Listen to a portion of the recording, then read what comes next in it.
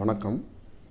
உங்களை யூனிவர்ஸ் சேனலின் கருத்துக்களை கேட்பதற்கு அன்புடன் அழைக்கிறேன். இன்று நாம் காண இருக்கும் தலைப்பு என்னவென்றால், தியானம் என்பது என்ன, அந்த தியானம் எப்படியெல்லாம் நமக்கு உதவுகிறது என்பதை பற்றி இப்பொழுது நாம் தெரிந்து கொள்ளலாம். தியானம் என்பது என்ன?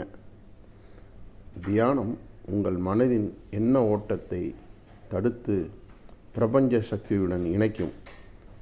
இது எப்படி எனில், மின்சாரத்தை அல்லது மின்னோட்டத்தை மின்சார கம்பி கடத்தி தேவையான சக்தியை வழங்குகிறது அல்லவா? அதுபோலவே தியானம் என்ற ஆற்றலின் சக்தி இறைவனிடம் தொடர்பு கொண்டு அவனின் கருணையான சக்தியை பெற உதவுகிறது.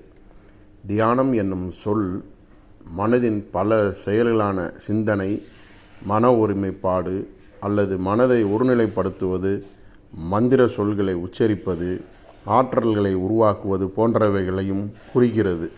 பலவிதமான தியான முறைகள் கற்பிக்கப்படுகின்றன. தியானம் யாத்திரை, அதாவது யோகம் எனவும் கூறப்படுகிறது. ஏனென்றால் யாத்திரைகள் மேற்கொள்ளும்போது பல தடைகளை கடந்து நிலையாக அடைவார்கள். இதுபோலவே நமது மனதின் பல எண்ண ஓட்டங்களை, தடங்கல்களை கடந்து சென்று தியான நிலையின் எல்லையை எட்ட முடியும். தியானத்தின் போது நமது உடல் அமைதியாக இளைப்பாறுகிறது. தியானம் மனதை திடப்படுத்துகிறது, தூய்மைப்படுத்துகிறது, எதிர்மறை ஆற்றலை உறுதியாக எதிர்த்து நிற்கிறது, உள்ளொளி பெற்று விழிப்புணர்வுடன் இருக்கச் செய்கிறது. மனிதர்களுக்கு தூக்கம் என்பது ஓய்வாகும். தியானம் மனதிற்கு ஓய்வு தரக்கூடியதாகும். ஆகவே நமது உணர்வு, மன அழுத்தம் மற்றும் உடல் ரீதியாகவும் ஒரு குணப்படுத்தும் பண்பை தியானம் உருவாக்குகிறது.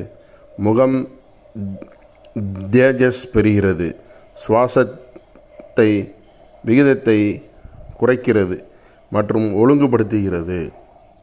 மேலும் நமது உள்ளுணர்வு தூண்டுதலுக்கான பயிற்சி, ஒழுக்கம் மற்றும் ஆனந்தம் பெறுதல், நம்மையே நமக்கு தெளிவுபடுத்தும் ஆற்றல், நம் மனதை வெல்லும் சக்தியை வழங்கல், தனித்திறன்களை ஊக்குவித்தல், மனோதிடம், மௌன நிலை, தன்னம்பிக்கை உருவாக்குதல், பிரபஞ்சத்தில் உள்ள புலன்களுக்கு அப்பாற்பட்ட விஷயங்களை தொடர்பை உறுதிப்படுத்துகிறது.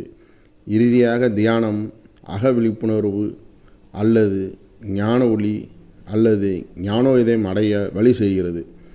சமாதி நிலை அடைந்து பெறுதற்கரிய பேரின்பமான இப்பிரபஞ்சமே நீயே அதுவாய் இருக்கிறாய் எனவும் இறைவனை காணவும் உதவுகிறது.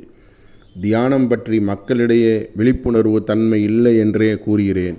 தியானத்தை துறவறம் பூண்டவர்கள், யோகிகள், சித்தர்கள், மகான்கள், ரிஷிகள், முனிவர்கள் போன்றவர்களுக்கு உரியது என கருதுகிறார்கள். இல்லற வாழ்க்கையில் இருப்பவர்களும் தியானம் செய்ய தகுந்தவர்கள் ஆவார்கள்.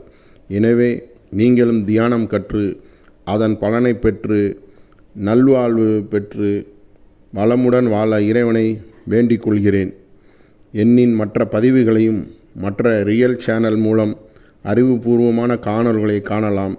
நன்றி, வணக்கம்.